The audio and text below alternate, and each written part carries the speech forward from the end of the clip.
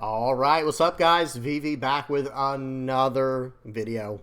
And in today's video, guys, we are going to be checking out some red, yellow Sabo action, okay? Probably not that surprising. I try to put out one red, yellow Sabo video every week because I know a lot of people who watch my channel really like this, this leader in this deck. And hey, guys, it is my absolute favorite leader currently. And that's the arc we're on. That's what we're doing right now on the channel. We're going through the red, yellow Sabo arc anyway, right? So it's only appropriate. But we are going to be checking out a list I've not messed around with for a while, and I never really put too much time and effort into. But today we're going to be checking it out and taking a deep dive into a style of the deck based around the Sky Island package. Okay, so that will be the overwhelming majority of today's video. That will be the primary focus. Pretty chill video. Pretty focused, like I said, pretty straightforward. But let me go ahead and give you guys a breakdown. We're going to be doing a few other things as well. Like first, we're going to be heading over to the lab, and we're going to be checking out a game of blue-yellow ace versus red-blue Marco. That should be a lot of fun. We'll see what we can learn from that. That sounds like a pretty interesting matchup. After that, we will hop straight into the games on the sim of me playing red-yellow Sabo, a Sky Island version. Okay, we're going to go straight into that. All right? After that, we will just head over to the deck list, and we're probably going to do a lot of theory crafting in today's video. I don't have a lot lined up for today's video as far as like different, content all over the place goes. No art critique today or anything like that, but we're going to spend a decent amount of time talking about red, yellow Sabo, and maybe even talking a little bit about the direction of the deck and things like that. We'll talk about matchups and all kinds of good stuff. Okay, so you know what you're getting into. I'll have everything timestamped down in the general description. I'll have all relevant lists and deck links down in the comment section below as well. And yeah, let's go ahead and just get into this. Okay, first things first here. Let me go ahead and remove this leader screen here so we can get straight into this game. The volume's off. The speed is on 2x. Quality's up. Now, for anyone who might be new to the channel, this first portion of my video, I usually have designated to what we call the VV Lab. And this is a community-submitted game. This is not me playing. This is just a random, some random person in the community who wanted me to review their games. Okay? So that's what we're going to be doing first here is checking out one of those games. Now, if you're interested in me reviewing one of your games, it's very easy. Record it. Record a game you want me to review. Upload it on YouTube, and then hop on the VV Theory Discord, and I have a channel called Review My Games, or Review My Game, and you just post the link there, and as soon as I see it, I give you the thumbs up, and then I just throw, you get thrown in line. All right? All right, so you know what you're getting into now, guys. For any of the newer players, let's go ahead and actually hop into this now. Let me also adjust my camera ever so slightly. Okay, it's like jumping all around. Good enough. We're going to have to, nope, that's not good enough. I can't deal with that. There we go. Okay, so let's do this game, guys. Here we go. So first things first, it looks like, so blue-yellow ace versus red-blue Marco. We have a pudding in hand, we have a Garp, we have an ace, and we have a Satori. And it looks like the blue-yellow ace player has won the roll and chose to go for second. And that is what ace typically wants to do. We have talked about that before on the channel. Ace does like to go second because their leader effect costs 2 Dawn, and so do these little 2-cost characters. So having the even cost curve is very nice for the deck. Okay, we get the Garp to start off our search. We didn't see any 2-cost guys to grab with that search, unfortunately, but hey, that's okay. We grabbed Ace, and now it's our opponent's turn. Now they got to go first, so they're going to get to swing this turn, and they are loading up for 8 and coming in hot. Okay, we take that. Yep. We want to get down to 2 life comfortably anyway. You don't just want to recklessly take life, but you do want to get down to 2 life, and that was perfect. So that was like your quintessential perfect turn 2 play for blue-yellow ace here, where, okay, I'm on a 4 Dawn turn because I went second. I am down to 3 life because my opponent went very aggressive last turn. I have a rush ace in hand. I have a Hiyori. I'm going to take my top life card, replace it with a 5-cost rush ace. I'm going to use my 2-cost ace with the remaining 2 Dawn.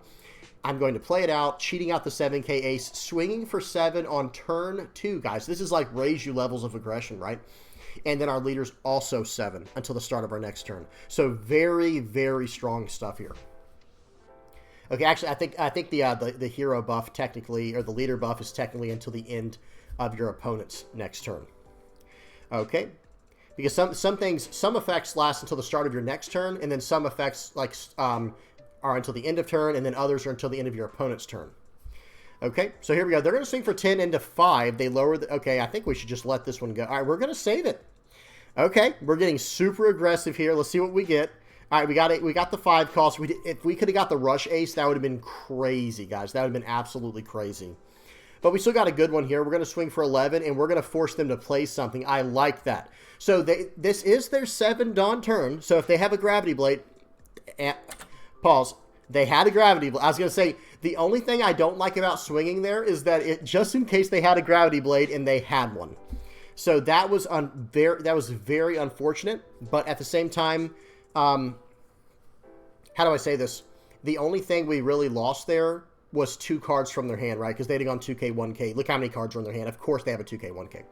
Okay, here we go. So we're going to play out a pudding. So that's perfect. And now they just lost every single card. They're going to counter out with their pudding. Too late for theirs, you know, because of how aggressive we're playing. They never really had a chance to use their pudding, to be fair. Gravity Blade again. And now, I mean, there's an argument. Okay, and then we top decked. Okay, let's see what we get here. So real quick, I was going to say, and then we also top decked a rush ace here. Just absolutely incredible. Probably just cheat out one of these Luffys right here. So we'll get our leader to 7K. Play out the other ace, and we're just going straight to face here. This might be game, guys. They only have 4 cards in hand, and I think we're going to swing for, what is it, 8 and 11 or something? 8 and 10? Let's see. Or maybe it's 7 and 9. I can't remember. Okay, so swing for 9.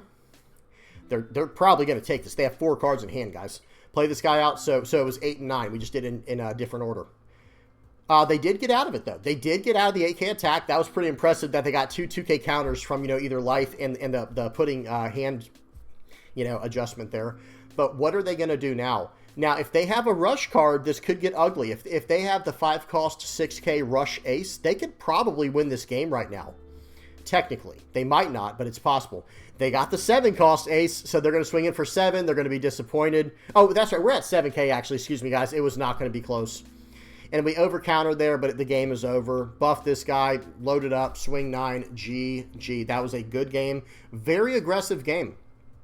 There is something to be said there about blue-yellow ace. He can really turn on the gas. Like, you can play him in a more, like, mid-range to controlling fashion, you know, where you're just constantly, I don't know how else to say it, you're basically just, you know, mid-range, you know, just kind of curving your way through the game very cost-efficiently.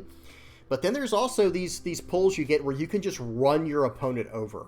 So the only thing that I do want to mention is the turn where we got Gravity Blade Raging Tiger right here.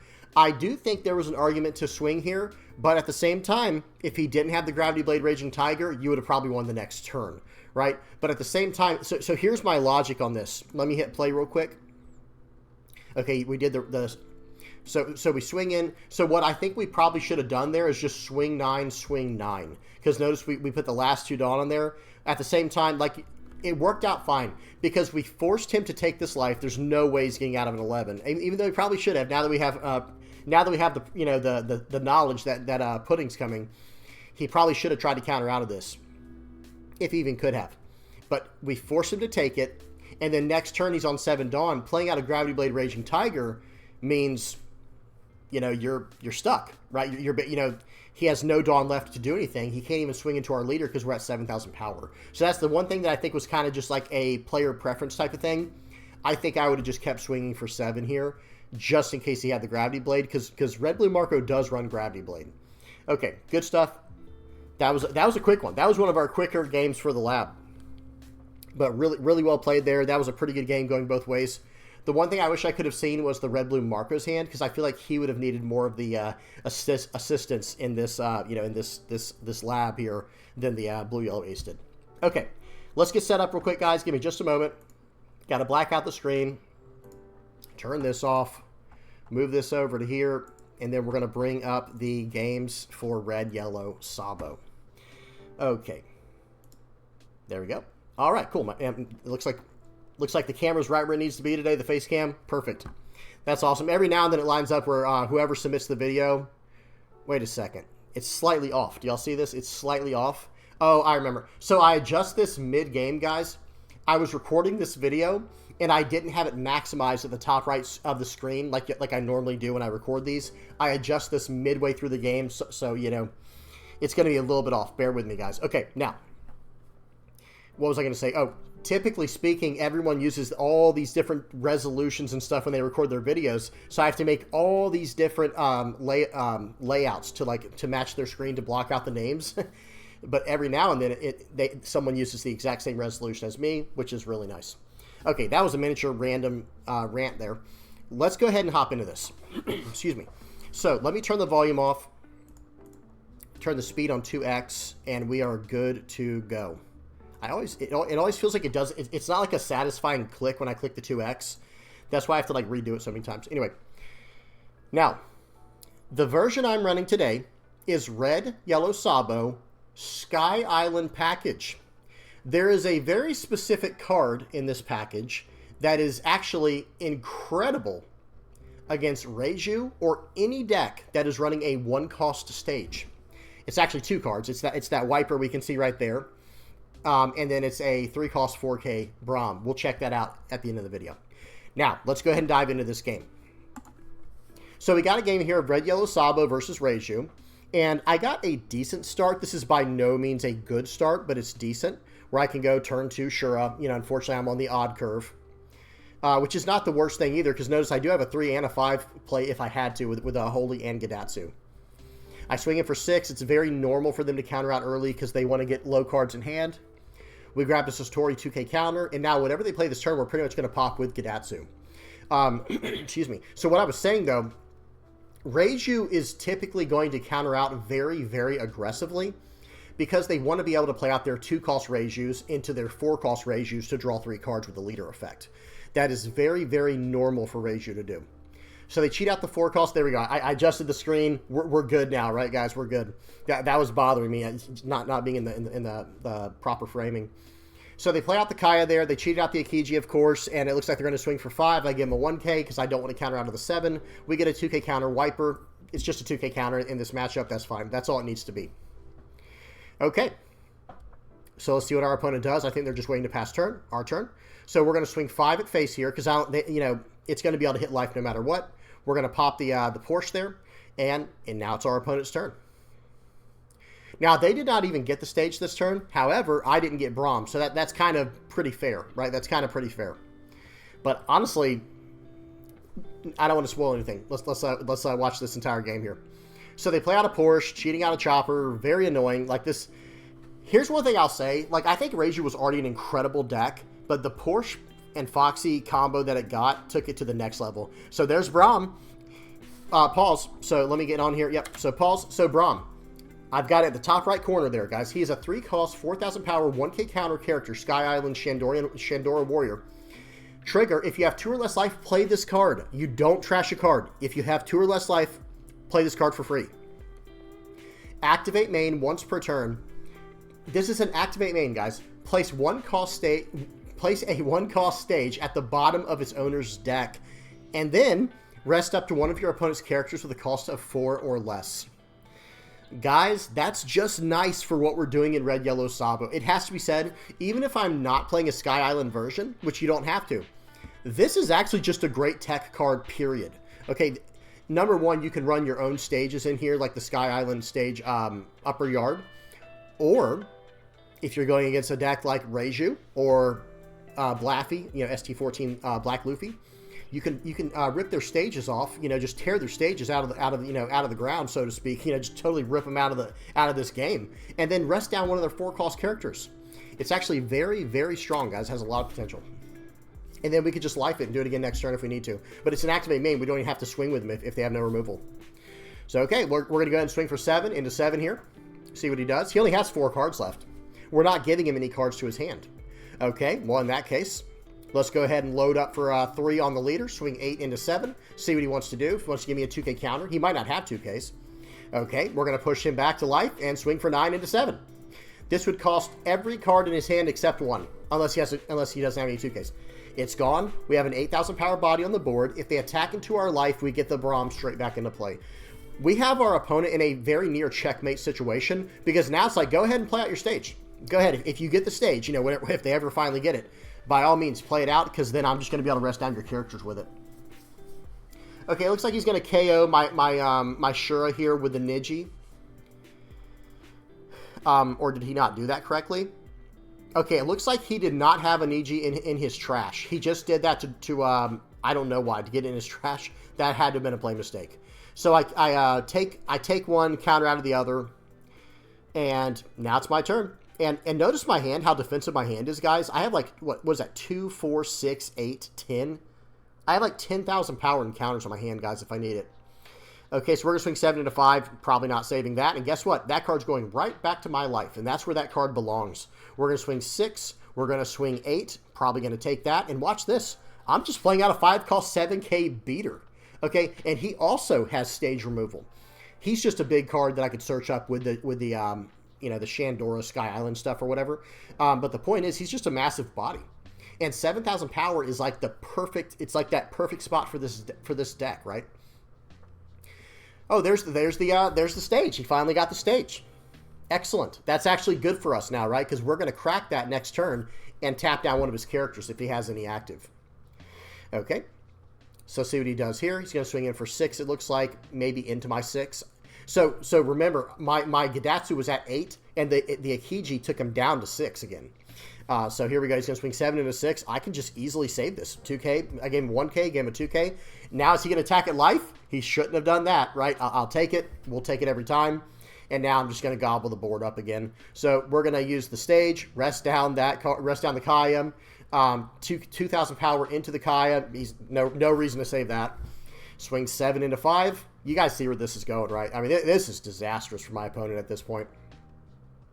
Okay.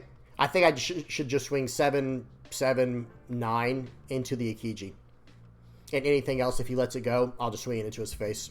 So I end up doing that. So swing 7, swing 7. Hey, give me your whole hand. That's fine, because I'm going to eat your stage every single turn. 10 into 7. I still want to play out the Bonnie here. If he can save this, it wouldn't be the end of the world. It took his entire hand. Okay, your turn. Now what? He's going to draw 1 card for the turn. He does not have a stage to do any adjustments. Let's see what he has in store for me this turn. If he attacks in my face, I get my Braum back. If he attacks into my board, I actually have 2Ks and 2 0-cost 3Ks. I'm feeling pretty good about this. He's going to load up for 4, swing 9, and swing 10. Where is he going, though? 10 into 7. I think I should let him have that. Yep. That character's not worth saving in that way. 9 into 8, though, is a 2K counter. We're out of that easily. And now, I would like to see him protect. I would like to see him protect. Yeah, he just leaves. Okay. So the idea there, well, okay, he has a pudding in hand. I have 4 cards in hand, so that's not going to help him at all. I have a Satori and an Ohm coming out of life, by the way, if the game went to that point. Whatever he has on the board, I'm just going to demolish it. And because he can't get never-ending value from his stage, because I have Braum and this other wiper, that's that. You know what I mean? That's that. He just can't. I think I've said this before, like on a previous video. The thing that makes Reiju so strong, other than the new Foxy package, we were talking about that earlier, is that stage. The fact that they can just do a top 3 search, and it puts a 7-cost card in their trash that doesn't have a counter on it. The amount of synergy and power that has with the deck is just insane. Like, it's actually just so good. So if we can just nullify the stage, well, now we can actually fight them in a value game. We can actually eat up their board, you know what I mean, while they're not searching through their entire deck every single turn. Okay, good game. Let's move on to the next one. Okay, 1 second, guys. Let me scroll down. So that was against Reiju. This next one is just a random game versus Purple Black King, but every game today will be me playing this Sky Island version of the list. Oh, I think I remember this one. Actually, I don't know. I was going to say, I feel like this might be one of the games I high rolled where it was like it was just a 2-4-5 curve. It's not like Calgara where I can get a 2-4-6 curve because I'm not running that Calgara. But watch this. Okay, we'll do a top 5 search. I've got a few options here. I think I grabbed the defensive counter there. Yep, we'll grab the 0-cost 3K, even though I have plenty of counter in hand. It was also a card with a trigger on it, which might be important for my Nami later. He's going to swing it for 5, so I'm going to take this one because he can only swing for 5 more, and I want to counter out of the second one. Or, okay, that's what I should have done, but either way, that's fine. We're going to... Oh, actually, I'm just aggressively countering out so I can use the Nami. That's odd. I don't know why I would do that, to be honest, but hey, that's where we're at. That's where we are, so we're going to go with it. We'll swing 2 into 2, get rid of that card easily. All right, he might counter out and make me swing into it, but if that's the case, then I think I do use the Nami. Okay, so he lets it go. We'll swing in for 6, 6 into 5, and then we'll play out a 3-cost Holy. They take it, just seeing if they have a trigger. No trigger, play out the Holy. And now they have a 5 turn. So let's see what they do. Maybe play out a queen, maybe play out a Eustace Kid. I'm not sure what all King is running these days. I've seen quite a few different lists, but I can tell you one thing. He's in really bad shape here, whatever it is, if it costs 5, because I have Nami in my hand. Okay, he's going to play that out. Probably pop my Holy. That's fine. And I think if I were playing King, I would swing into my Shura here. Yes, notice how I'm doing that with the mouse there. Yeah, I think that's the right call to clear up my board.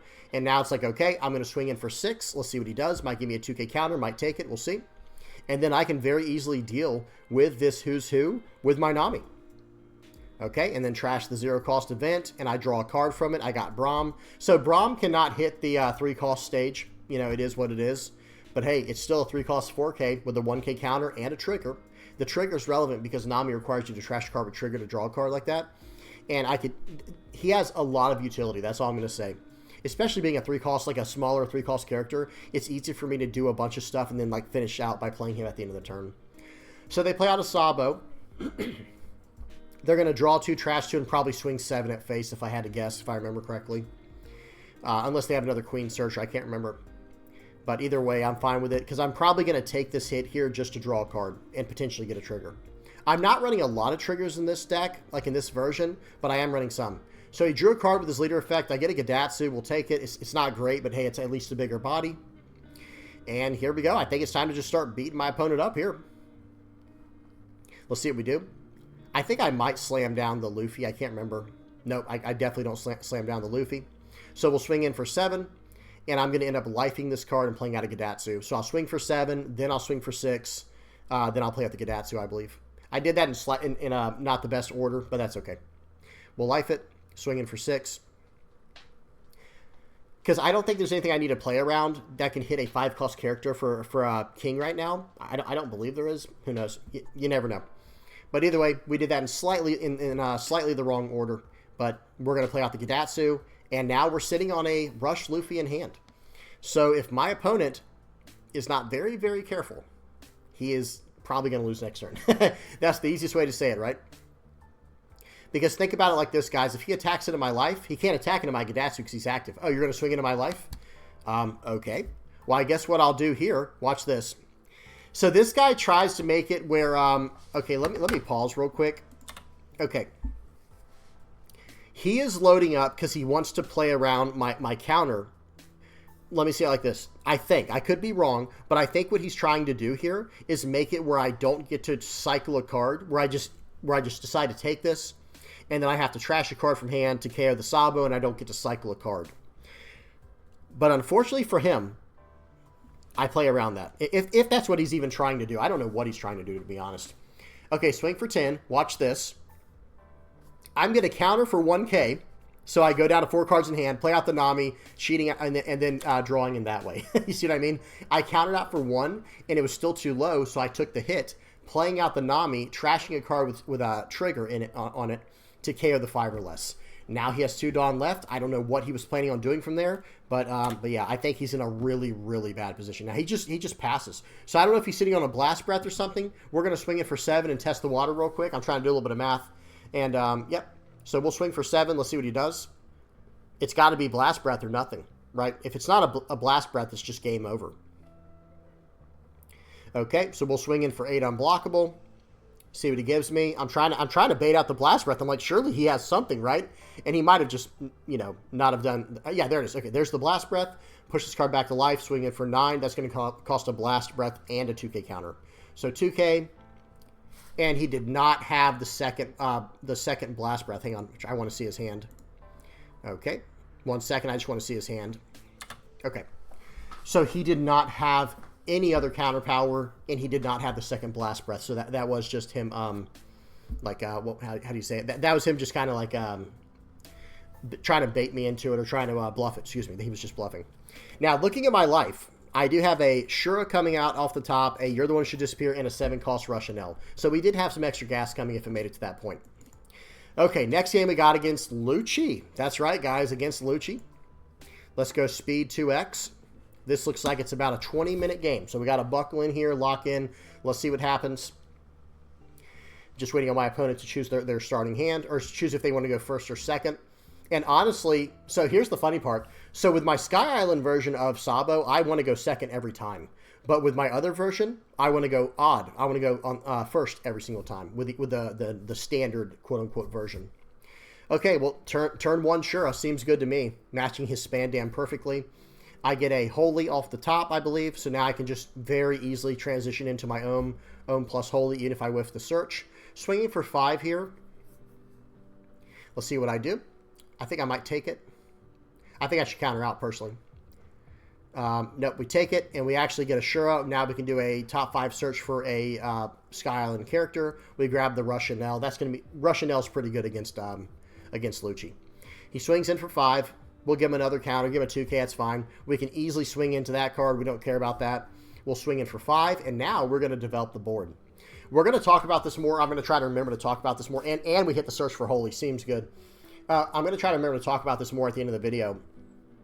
But going wide is like one of our best answers into certain matchups that are really bad for us. So he does still have Rob Lucci to deal with this, but hey, we've got 2 more characters on the board if we need him. He's still at 5 life. I'm going to use Gadatsu over the Nami because I need to get as much value from the Gadatsu as I can before I don't have any more value from him when my opponent's down to like 2 or 1 life. So I try to get as much value out of that as possible, and if I need to, I can push this card back to the top of my life and use it again the next turn, you know, if something comes up. Okay, so they are on their 7 Dawn turn. Let's see what they choose to do with it. They do have 2 Gecko Morias in their trash. That makes me very happy, right? Because that means they have 2 less Gecko Morias they can draw. So the most Geckos I'll have to deal with this game is probably 2, right? That's what's going through my head right now. Okay, they do a Rebecca search here. I don't know what they're going for. They get a Khalifa 2K counter. Let's see if they pull out a character. They don't push out a character like a Brook or anything. They swing for 8. We take it. And right here, guys, again, I don't know what I do in this situation, but I like playing out the Gadatsu, and that's what I do because get the value for it, you know, while I can. And then right here, I think I'm just going to go 5, 5, 6. I'm starting to feel like I need to put pressure on because they're about to go into the late game where they just go Gecko, Gecko, Jack, you know, just never ending. It's like they have 5 Geckos in the deck, right? Okay, so right here, let's see what they do. Now, if they play out a Jack, they actually only have 9 Dawn. They would have to combo the Jack with something like an Ice Age if they want to KO one of my Gadatsus. Because you could have the Shura. I don't care about Shura. Okay, they do a Spandam. Excuse me. So let's see what they do here. Yeah, this is a tough turn for them. This is definitely a tough turn for them because, I mean, I have a serious board, right? Like, my board is very dangerous right now. Because they only have 3 cards in hand. That's the other crazy part. Okay, let's see what they do. So they play out they're going to play out a Gecko Moria, playing out the Rebecca, playing out the Spandam. Looks like they're going to get a card here. I think they might have messed up a little bit because they could have done that a little more efficiently. They get a Spandine. Yeah, well, they definitely could have done this more efficiently if they're trying to play the Lucci. So, real quick, what my opponent should have done there was swing 5 at face, do -1 to one of my Shuras, and then they could pop both. But they completely messed that up, right? They definitely messed that up.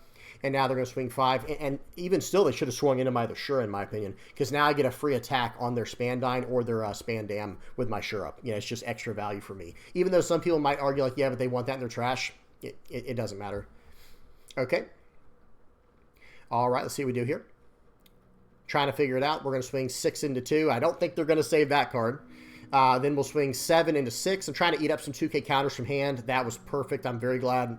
I'm glad they're using 2K counters like this, right? This is actually really good for me.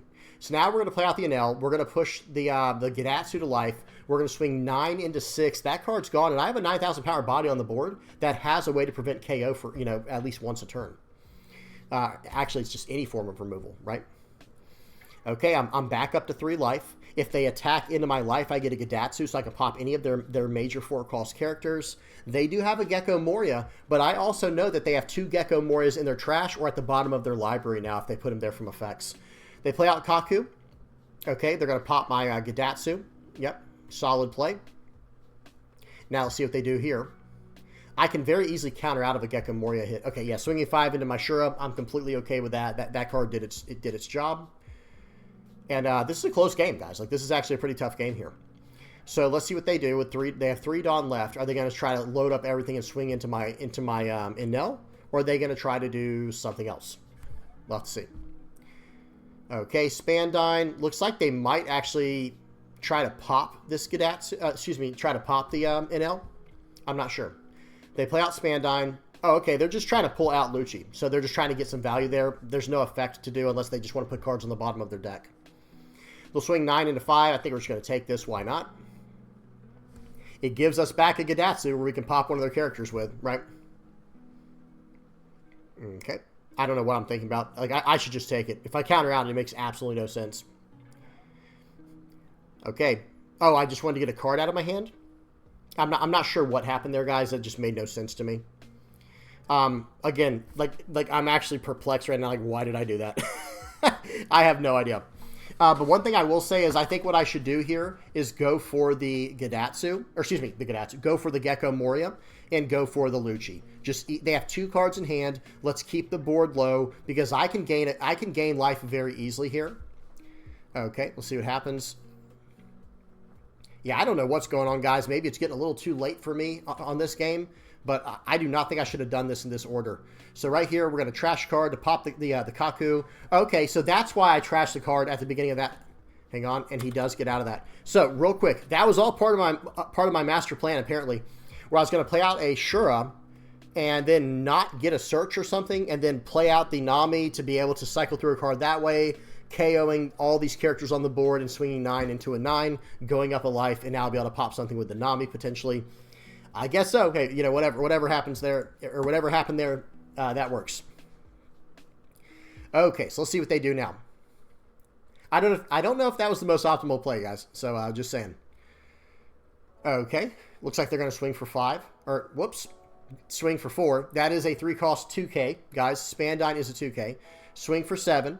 All right, I think I should still just play this out. Yeah, okay. I guess counter out. They play out Jack. And now I think it's time to start getting really aggressive here. Okay, go for the Spandine, of course. Like, that's fine because it's just a Shura. But I think I should drop them down to 2 life here and maybe even drop them down to 1 life by playing out the Monkey D. Luffy. I do think that's the call here, in my personal opinion. So I'll swing for 7, and then I'll swing for 7 with Luffy, and then I'll swing for 9 with an L. That's what I'm thinking. Or okay, swing for 9. I have no idea. So they got a Tempest Kick to KO my Shura. I literally don't care at all about that. We'll push a Wiper back to my life, swinging in for 10 to life. They're down to 2. Again, so real quick, that was a mistake in my opinion. That could have been a slightly better play. A slightly more, how do I say this? Like a slightly more proactive, like harder play for my opponent to deal with. If I would have gone everything I just did, but instead make it where I swing with my Luffy for 7. So swing with Luffy for 7, load up the rest on my leader, and then put Luffy to life, giving my Enel the plus 2,000, and swing the rest on my leader and my Enel. I think that would have been a slightly more, just a better play. I don't know how else to say it. I think it would have just been a better play. Okay, but we're still at 4 life right now, so we're in good shape. I think we're completely fine for now. Okay, let's see what our opponent does here. They've got 10 Dawn. They've got a massive board. Okay, they got a 7-cost 8K and an 8-cost 9K. They're going to play out the Kaku here aggressively, dropping my my Gidatsu. Excuse me, I keep saying Gidatsu. Dropping my Enel down to a 4. Now, if they attack with their leader, which they're doing right now, I probably should counter out of this, honestly. I don't know what I do here, but I think I should counter out because I'm about to take 2 more hits from big characters, or just 1 hit even. Okay, so they use that. Boom. They're going to pop my Enel, and I just let it go. I let my top life go, and then he pops it with Kaku. It's like, uh-oh. Well, this guy is basically, even though he did not see more than 1 Gecko Moria yet, he has seen everything he's needed this game.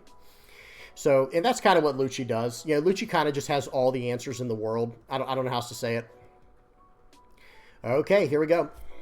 I think it's time to go for game. So we know they can't get out of a 7. So let's see what they do. I think we're just waiting on them. And right here, I have to go. So I kind of did things in the wrong order. So here we go. I think I'm going to swing for 6 because I don't have a choice. No, excuse me. I can swing for 7 and then 8. So we'll swing for 7. See if he gets it. Then we'll push this guy back. We're going to swing for 8. You have it or you don't. Okay, and he did not have it. That was a close one, though. Pulse. Last card was an Ice Age. So real quick, that was a way closer game than I felt it even should have been, but that's just how strong Lucci is right now, guys. Lucci is absolutely insane. For those who might be wondering, I'm not going to say it's broken, but I'm just going to say that Gecko, Moria, and Jack are really strong cards, guys. They're really strong cards. But hey, we got there in the end. Good game for that person. Okay, now we got a game versus Katakuri. Now, for those who are wondering, yes, this is our absolute worst matchup currently as Red Yellow Sabo, and it's not close. I don't think it's even close to the other ones. However, if we can flood the board, that's what Katakuri kind of struggles with, is like decks like Zoro that go real fast and go real wide. Well, one nice thing about the Sky Island version is it can do that. It has the potential. It might not do it, but it has the potential to do that. Okay, so they're going to swing in for 7. We'll take it. Unfortunately, it was a Braum. We can't play that because we have more than 2 life. We're going to swing for 6 here. They give us a blocker. We're going to play out Ohm. We actually get the search with Holy, and we're going to play out the Holy. We have another Ohm and Holy coming next turn if we need it. Or we have a Nami. You know, we have a lot of good options here. He's going to swing for 8 or swing for 9 after the buff. We'll take it. He plays out the Parasparrow. And right here, I think we just get aggressive, guys. Yeah, let's swing for 6. I swung with that card first just in case he got some kind of trigger, you know, like that, but not that one. So now it's like, okay, well, let's go ahead and swing for, I think we're going to swing for 6 here. Okay. They 2K counter out. We'll swing for 6 more, and we have 5 Dawn left for a Nami. Swing for 6. Okay, okay, and I was going to say, I think what I actually do is play out the Ohm plus Holy package again. I find another Holy, and then I leave 1 Dawn active. So that was a slight play mistake. I think what I should have done there was actually push 1 Dawn onto the Ohm and push it back to my life and give my, this dude here, the, whatever his name is, the Holy plus 2K. But this is probably fine as well. And guys, they played out a 7-cost Linlin like I was about to just give them a life. It was not happening, guys. So here we go. We took that life, and they're going to swing in for whatever that is. What was that, 8 or 7 into 6? I'm going to very easily counter out of that. And now they have 2 5K attacks. We're getting out of both. And we are about to go absolutely, you know, beast mode here. Because I think I eat up their board. If I'm not mistaken, I'm like, hey, I'll tell you what. You can search up all the 10 lins you want to. Because I'm going to eat your entire board here. And by the way, I'm going to use the Nami for the final part. I'm just trying to make sure I do the math correctly. We'll swing in. We'll push that card there. We'll swing in, and then he just leave. He did leave abruptly, but it was game over, to be honest. So here's how that would have gone. So even if he gets the Kikinojo, it really, like, I don't think it matters. Because I'm going to pop a card with my Nami, and it would actually be the Parasparrow, right? Then he's going to have up to 3 attacks next turn. I don't know. All I'm going to say is this. After I swung in right there for 7, and he has to take it, by the way. He only has a 1K counter in hand. I could actually try to go for game as well, right? Like there's also a world where I could actually just go for game. But if he plays out, the Kikinojo would come down, and then I could swing 7 into the Parasparrow, and I can KO the Kikinojo with a Nami, and we can move around, move about things that way. So he left a little bit early, but I think he saw the writing was on the wall. It doesn't matter if he plays 10 lane next turn and gains a life, and I lose a life, because I only have to be able to counter out of one of his attacks, the 5-cost, the 5K leader attack, and then I'm good to go. But yeah, that was a tough one there. That was a close one. But hey, we got there in the end. Katakuri is a very hard matchup. If you're listening, if you're a Red Yellow Sabo player out there and you're going against Katakuri, if you figure out the matchup, by all means, report back. But I'm going to tell you that your best bet is just to go all in. Just go all in, attack, go as wide as you can, and try to drop them down that way. And then, hey, if they win the lottery and they get the triggers they need to win, then they win. If not, you're going to win. Or that's your best chance of winning. All right, we got one more game, guys. We got one more game. This one's just a random game versus Red Purple Kid. Go speed 2x. Okay. See how we're doing on time. Okay, we're doing good on time. Okay. So Eustace Kid here has gotten better, but I think he's still lacking something. Like, I feel like he's just missing like 1 or 2 pieces now. He's really close to being good. And actually, I would say he is good, but he's very close to being very good. They're going to start off with a Nami search, do a top 5 Straw Hat search. Okay. They play out a 1-cost killer as well to do a top search for Kid Pirates. Okay, he's going to swing in for 5. He tricks me good here. I did not see him do the buff, and I 1K countered out, and I had to take it because I didn't see him do the buff, and I didn't expect him to do it this early, which I do think was a play mistake, but hey, it was a play mistake that I gave him the 1K counter. Okay, we're going to do the Ohm here. We're going to counter out with a Holy. I had an extra Holy in hand anyway. It didn't matter to me. He plays out Kamazome, and I've got bad news for him, guys. This new... Hey, Nami plus Gadatsu is actually crazy. I'm going to be honest. I'll just pop that. I'll use the Gadatsu here so I don't have to trash anything. And plus, I can't get full value for my Nami just yet. So we'll swing in for 5. We'll swing in for 5. And then we're going to swing in for 6. And he doesn't have any characters on the board. Meanwhile, I have a 0-cost 3K in hand and a 1K counter if I need it. Okay, let's see what he does here. It's all about going wide at this point, I feel like, guys. Like, especially with this deck, like, just go as wide as you can. Swinging 5 at face is crazy, guys. Swinging 5 at face is absolutely crazy. Now, he does that thing again. It gets me every time. Hang on. It gets me every single time where I expect it, you know, like I just saw that it was for 7. And, oh, but I didn't take it that time, did I? Hang on. Okay, I'm sorry, guys. I got to go back. Maybe it didn't get me that time. Okay, yeah, no, it did not. Because he played out the useless kid, and I had a feeling he would use the leader effect this time, so he could swing for 7 very clean. I'll take that, and I get a Holy from it. Or, excuse me, a Wiper. But why would you not attack into my board? That's my question. Because I'm about to eat this dude up right here, man. Like, he's in trouble. Okay, so we'll just swing 6s across the board. So you have to give me your blocker, or you have to give me all your 2K counters right here. Okay. Just waiting for my opponent here, and I've got bad news for him. He should definitely give me a blocker. He should definitely give me a blocker, guys. Because if he doesn't, I'm going to take his blocker, right? Okay. We'll swing in for 6 more with the leader. I'm trying to do just a little bit of math here. I'm like, yep, okay. And notice I only have 1 trigger card in hand. That's the only card I can use. It's at 0-cost 3K to pop this guy. We get rid of him. We'll put a Dawn on this guy, push him back, give plus 2,000 to the dog. I've got a 6K and 7K body on the board and 3 life, so now he can't even really go for my board. Right? I mean, he can. He can try to go for my board if he wants to, but it's not even a huge loss for me, and I have an extra card in life now. Okay, he's going to swing for 10 at face. I'm like, thank you very much. I'll just keep filling out my board, I guess. I suppose. Okay. Let's see what he does here. Because look at this. Look at this next turn for me, guys. What is he going to do? I think I should just stick to the 6 strategy. Oh, excuse me. Now that lethal's in sight, I'm going to move on to the 7 strategy. Now we're swinging for 7s because it's going to be 4 of them across the board. And then I can still play out a Ohm plus Holy. And he just quits. So, guys, he was in... number 1, he has no counter in hand. Okay, so the game's over. But let's just say every one of those cards was a 2K counter to somehow survive this turn.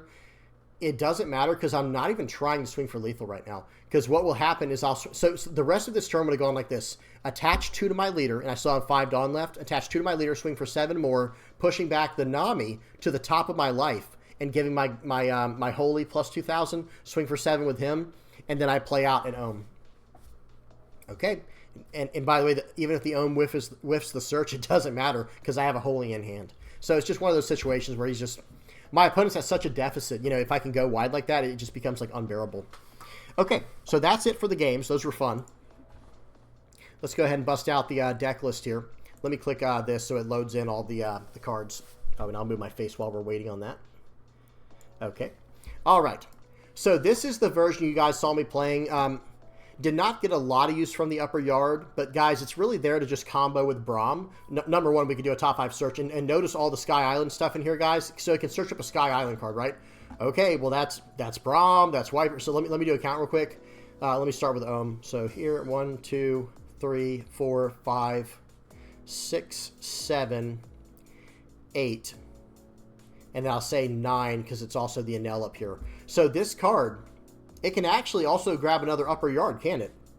Look at the top 5 cards of your deck and reveal up to 1 card with the Sky Island type and add it to your hand. Yeah, so it can even search itself up. So it can search up 1, 2, 3, 4, 5, 6, 7, 8, 9. It has like almost 40 targets it can search up, right? Or maybe it is exactly 40, whatever. Very, very powerful. We're still running the Nami in here, still running the Bonnie, though I didn't get a lot of use from the Bonnie. I will say that right now. Another option that I think we should consider is Raigo. It's called Kingdom Come, is what it's actually called, like in the English version. This is like still like I think it's mistranslated, I believe. But here's the thing. This card is actually not horrible, if you think about it, especially if we have to transition into OP09 and we have to start worrying about cards like 10-cost Shanks, cards like 10-cost Blackbeard. Well, all of a sudden, if we're down to 1 life, if we're taking life aggressively, which we don't always want to do, to be fair, because of Nami, but if we do have to take life aggressively, no problem. Reiju can just pop what we need to, and if we have any character on the board, we can actually just put it back to life at the end of turn, if possible. You know, it all depends on the board state. It's just an option, I'm just saying. But let me say this real quick. So, we definitely are, so Red Yellow Sabo, I think its biggest struggle currently is Katakuri. Red Yellow Sabo's biggest problem right now is Katakuri. This version, being able to go wide, go aggressive, and you can move out the Luffys if you want to for like Zoros or something, maybe even drop the Enels for Zoros. It's up to you. This was just a searchable rush character that's sticky, 7k body base. It just kind of made sense for me. It's not like the best card in slot, but it could work. And you know what, as aggressive as this deck list is, like taking life and everything, maybe add Kikanojos, maybe add Kid and Killers, maybe add the 5-cost, what's his name? Portgoss the Ace. You know, add Ace to the deck. There's a lot of possibilities here. But I'm just going to say that it's kind of funny. We're essentially running, like this version of the list, it's almost like I'm running this like Calgara. I'm basically running this as a 4-life Calgara that can gain life over the course of the game and doesn't require the 6-cost Calgara package with Nolan, right? Because there's a combo you do with Mont Blanc Nolan right here and the 6-cost guy Calgara.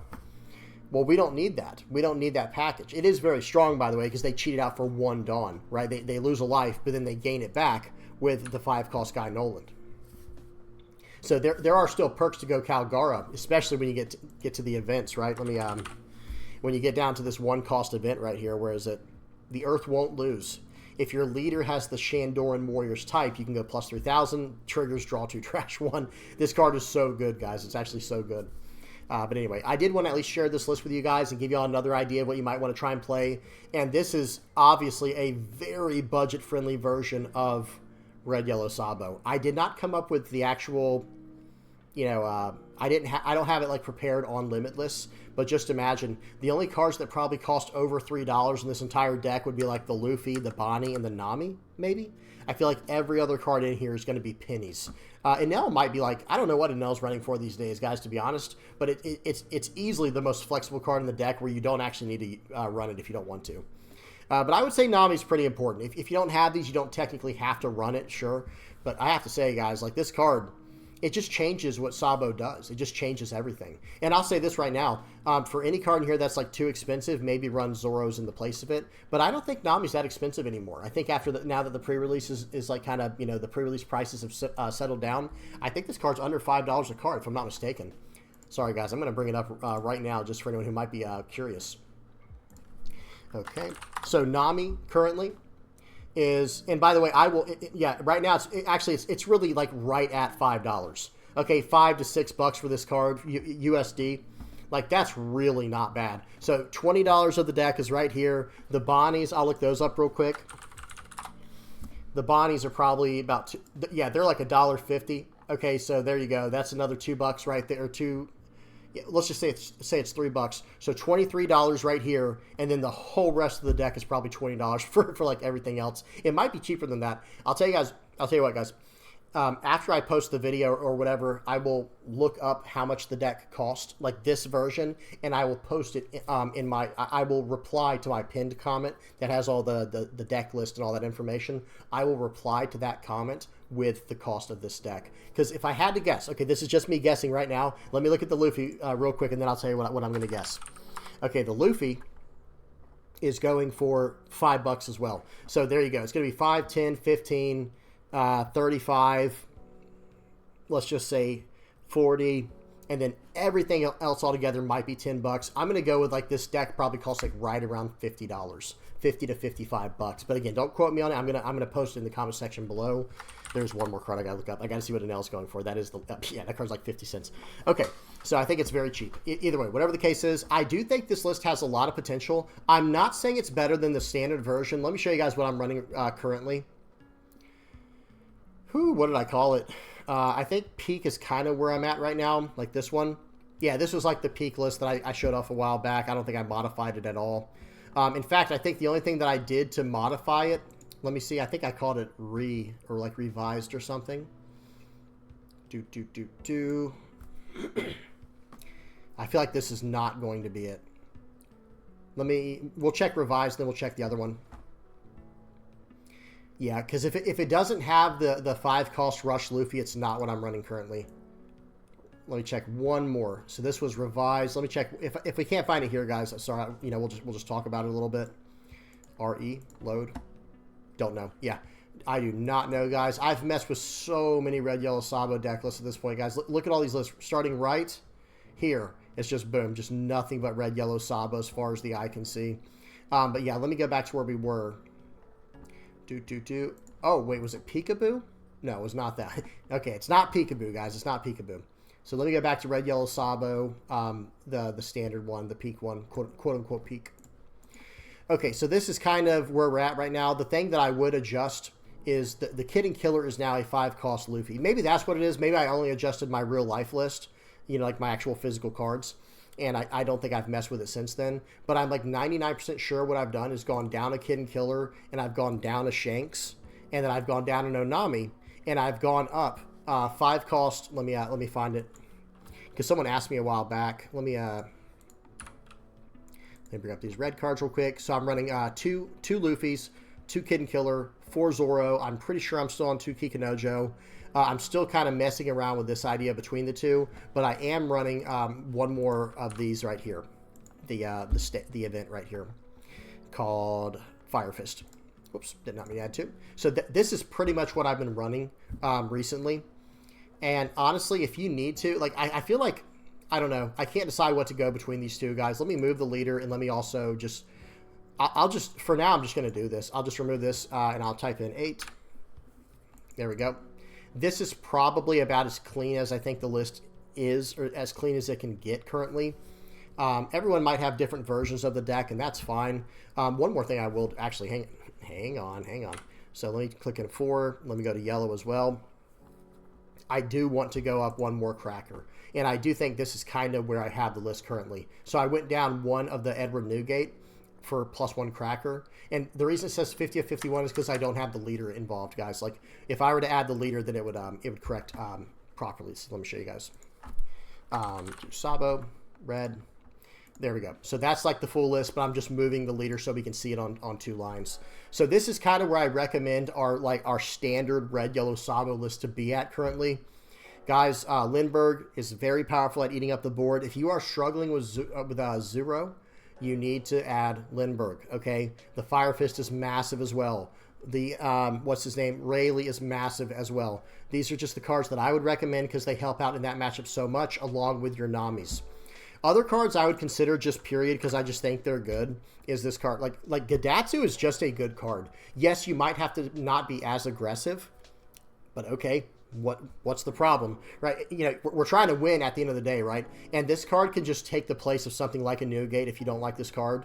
I'm not saying they're the same. They serve 2 very different purposes, but this is a little more of a technical card to play. But Gadatsu, guys, this is very, very good into decks like Dofi. It's actually very good into like Lucci as well because it shuts up their early aggression. It says, okay, I'm going to make it to late game while still putting pressure on you. And yes, you're going to be able to get cards back, but I'm going to push you down as far as I can in the meantime. And that's where Luffy becomes very, very important for the deck, right? Because this is your closeout card. This is the way you close out games, is with Luffy. Okay, and that's about it. The Charlotte Crackers are very good. It's just getting them to stick against 5-cost or 5-life leaders is not always easy. Nami has been an absolute all-star in like whatever version I run. I think this is probably the best card in the deck now. I feel like before it was probably Zoro, but now that we have control from cards like Nami, man, it changes a lot. It actually changes a lot for the deck, guys. Like, it really does. Because I find myself playing Zoro less and less. Still using him, still being able to use him, but I rely on the card less. That's the word we're looking for. Let me make sure the recording's good. Hang on one second, guys. Okay, yeah, we're still good. That's the thing I want to say. Now that we have Bonnie to draw cards, and now that we have Nami to draw cards and KO stuff, I feel like I'm less reliant on this card now. However, with that being said, I feel like I'm actually becoming more and more reliant on this card. So, because certain matchups just put blockers on the board. Like, for example, some Yanji, or some Reiju decks are running Yanji now. Okay, well that's very annoying, actually. Like, yes, we can pop it with a Nami, but remember, guys, remember how Reiju works. They can just get the card back from the trash, especially if they play out a Judge, or if they get more of their 2-cost cards and their 3-cost, 4-cost the little baby cards. They can cheat these cards out of the trash. So, like, Luffy just says, I don't care, though. Like, oh, you have a blocker? Okay, well, swing through for 9, you know, GG, or you know, or I'll life it and do it again next turn, you know, again, for unblockable numbers. So this card, you know, I am starting to lean more in favor of Luffy, and it's not that I ever disliked him, it felt like the deck was heading in a different direction at the end of OP07, but now that we're in OP08 and going into OP08.5, yeah, I've got a lot of changes that I'm really considering.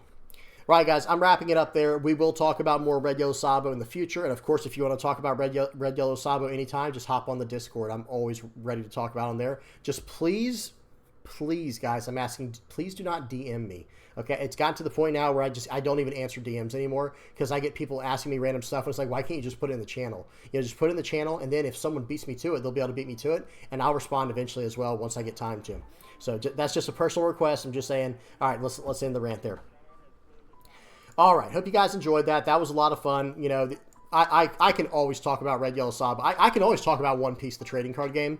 But I can tell you what, guys, Red Yellow Sabo is just, I'm in love with that, with this version of the deck we have right now. Okay, and just the leader in general. All right, so big shout out to everybody who supports the channel, guys. Guys, if you are liking, subscribing, sharing, commenting, viewing, whatever you're doing to support the channel, thank you guys so much. The channel's been growing like crazy, and I could not be more thankful. Thank you guys so much for everything y'all are doing. Okay, then the VV Pirates playmat supporters. Thank you guys so much for supporting the channel by buying a playmat and supporting me in that way. Hopefully you're enjoying your playmat. Last but not least, we got the patrons. Thank you to everybody who has supported me over the time of me running this channel. Literally just donating money to try and help the cause, trying to keep the channel afloat and trying to keep me going. I really appreciate you guys. Thank y'all so much. All right, guys, that's it. Hope y'all enjoyed. Please do not forget to like and subscribe. If you have any comments, questions, or suggestions, do not hesitate. Put them down in the comment section below. I just ask that you please be respectful, or I just won't even answer anymore, guys. There was a point in time in this channel's history where I would just respond to every single thing. Some people have become so negative, I just won't even respond. I read every message, so you'll get an idea. If I didn't respond, then you know that I either took it the wrong way or I don't want to deal with that kind of, those kind of personal attacks and stuff like that, just to give everybody a heads up. All right, I'm done. Hope y'all enjoyed. Please don't forget to like, subscribe. Until next time, guys. Peace.